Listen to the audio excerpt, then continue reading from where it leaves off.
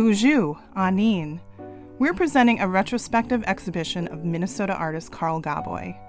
Carl is Bois Forte Anishinaabe and Finnish, and his art reflects the traditions of both cultures and his roots in Minnesota. We recorded Carl discussing 6 of his paintings in the exhibition.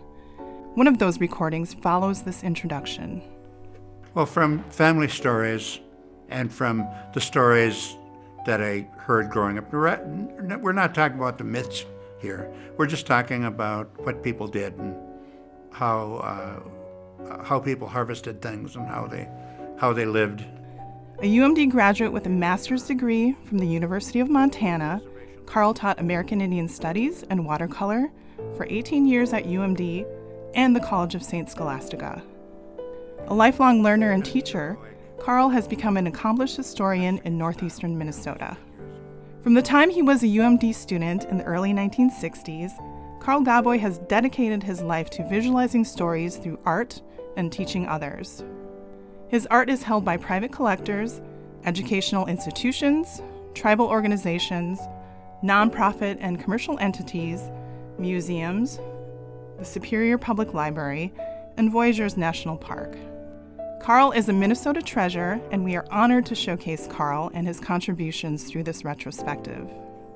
As you listen to each recording, you will not only experience Carl at his best in storytelling, but you will also learn details of an event in Carl's family, Anishinaabe cultural traditions, and Minnesota history. We know you will enjoy these recordings as much as we do, and we look forward to sharing with you this seminal exhibition of the art of Carl Gaboy at the Tweed Museum of Art.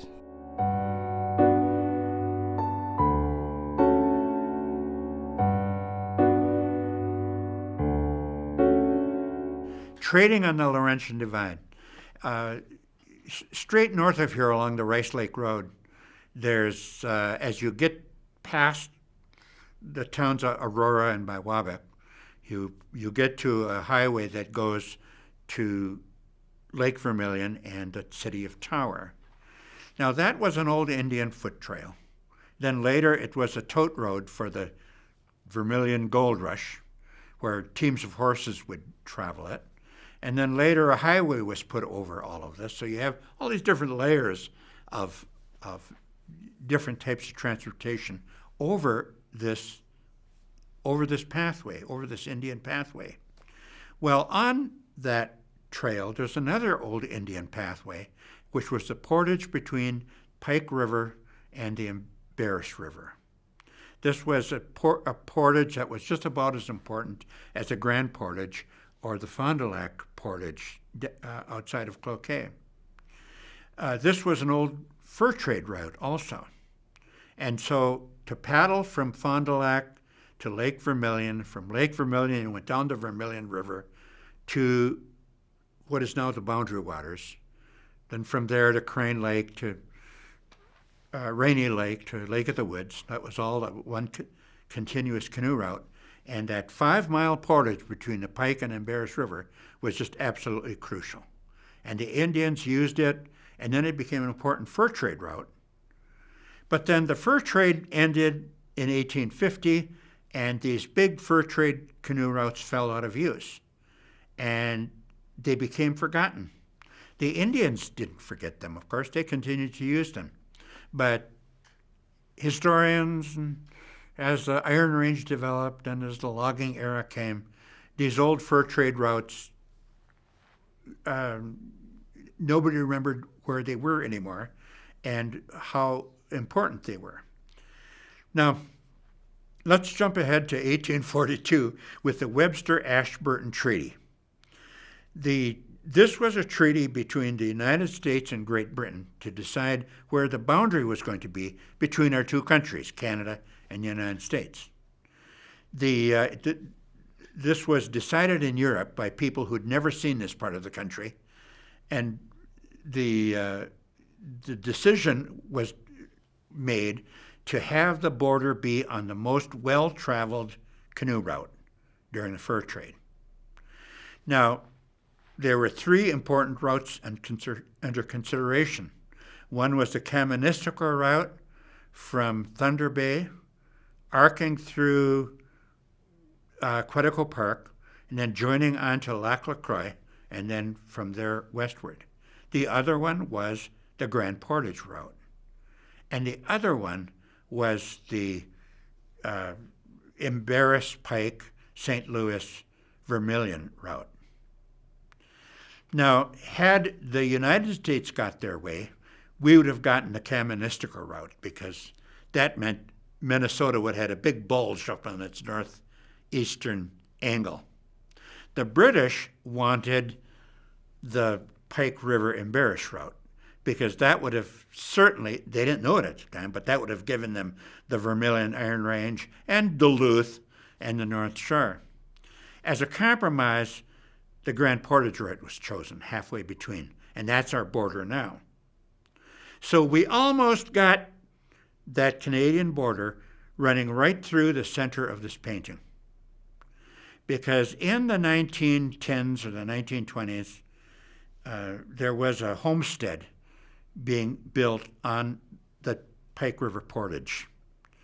And the cabin was going up, as you see in the picture. And then one day, the homesteaders woke up, and this is from a testimony by Mrs. Floyd B. Anderson, who grew up on that homestead.